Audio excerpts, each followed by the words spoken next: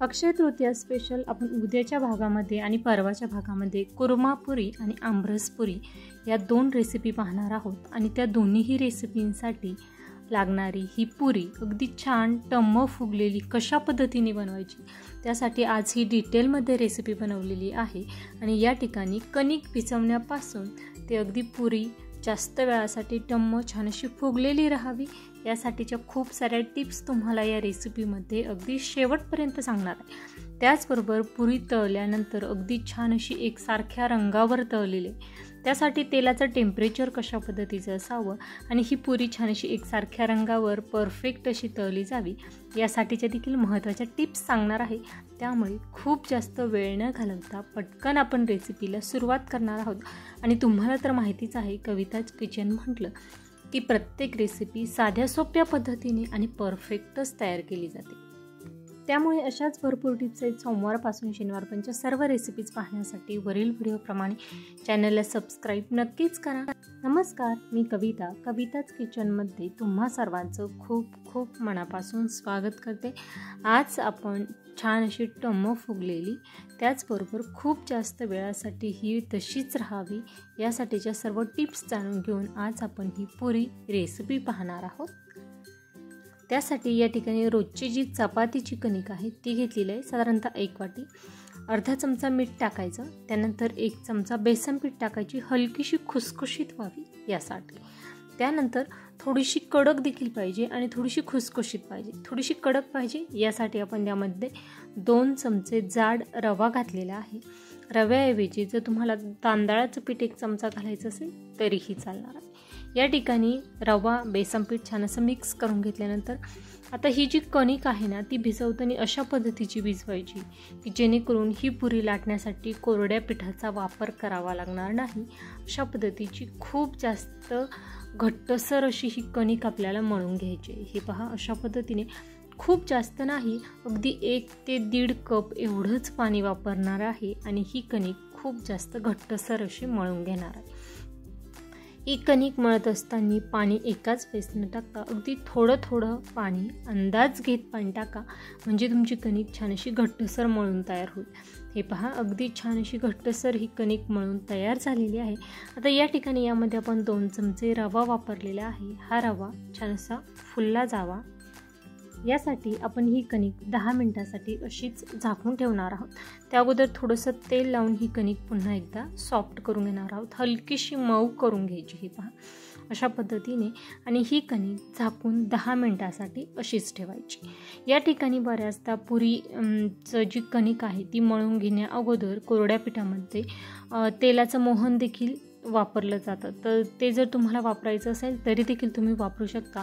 परंतु जेवढी जास्त तुम्ही घट्टसर ही कणिक मळून घ्याल तेवढी तुमची पुरी ही कमी तेलकट होणार। त्यामुळे तुम्हाला जर खूप कमी तेलकट पुरी खायची असेल ना तर त्यासाठी कणिक ही जास्त घट्टसर अशी मळून झाकण ठेवलेलं आहे। 2 भागामध्ये ही कणिक डिवाईड केलेली आहे आणि पुन्हा एकदा ही कणिक आपण पोलपाटवर छान अशी मळून घेणार आहोत। हे पहा, अगदी व्यवस्थित अशी या ठिकाणी कणिक मळून तयार झालेली आहे।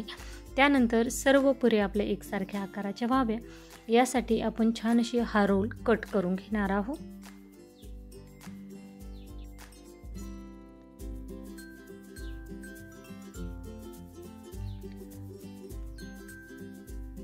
आता हा रोल कट करून घेतल्यानंतर ते जे बॉल्स तयार केलेले ते सर्व आपल्याला झाकूनच ठेवायचे आहे आणि त्यानंतर आपल्याला ही पुडी लाटून घ्यायची। तोपर्यंत मी तेल तापण्यासाठी ठेवलेलं आहे आणि छान अशी ही पुडी लाटून घेत असताना खूप जास्त पातळ ही लाटायची नाही। खूप जास्त जर तुम्ही पातळ लाटली ना तर यामध्ये रव्याचा वापर केलेला आहे, त्यामुळे ती कडक देखील होईल आणि जास्त फुगणार देखील नाही। अशा पद्धतीची तुम्हाला ही पुडी लाटून घ्यायची, खूप जास्त पातळ नाही किंवा खूप जास्त ही जाड देखील ठेवू नका। त्यानंतर पुडी तळण्यासाठी तेल कडकडीत गरम झालेलं असायला हवं आणि तेल कडकडीत गरम झाल्यानंतर गॅसचा फ्लेम हा पूर्णपणे कमी करा आणि मंद आचेवर छान अशी ही पुडी तळून घ्या। तुम्ही पाहू शकता तेलामध्ये सोडल्यानंतर छान अशी टम्म फुगलेली आहे। त्याचबरोबर थोडीशी मंद आचेवर आपण ही तळली की एकसारखी देखील तळली जाते आणि जास्त वेळासाठी ती छान अशी टम्म फुगलेली राहते। जेवढी कणिक भिजवण्याच्या ज्या टिप्स आहेत त्या फॉलो कराव्या लागतात तेवढ्या तळतानाच्या ज्या टिप्स असतात त्या देखील फॉलो केल्या तरच तुमची पुरी ही जास्त वेळासाठी टम्म फुगलेली राहणार आहे। त्यामुळे अशा पद्धतीची छान अशी टम्म फुगलेली एकसारख्या रंगावर तळलेली ही पुरी या ठिकाणी तयार झाली आहे। अशा पद्धतीने राहिलेल्या सर्व पुरी आपण करून घेणार आहोत। हे पहा, खूप छान अशी दिसत आहे।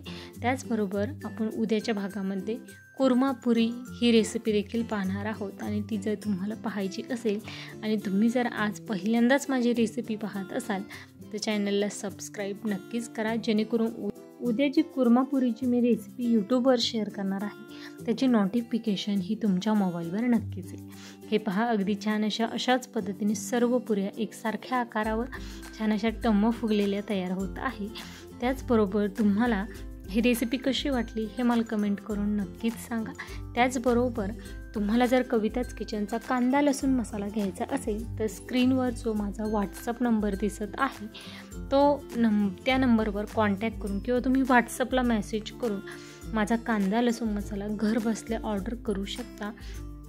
आणि आतापर्यंत खूप जणांनी हा कांदा लसूण मसाला यूज केलेला आहे आणि खूप छान चांगल्या प्रतिक्रिया त्यांच्या आलेल्या आहेत। त्यामुळे तुम्हाला देखील घ्यायचं असेल तर डिस्क्रिप्शन बॉक्समध्ये देखील मी माझा व्हॉट्सअप नंबर दिलेला आहे, त्यावर देखील तुम्ही मेसेज करून कॉन्टॅक्ट करून तुम्ही हा मसाला घेऊ शकता।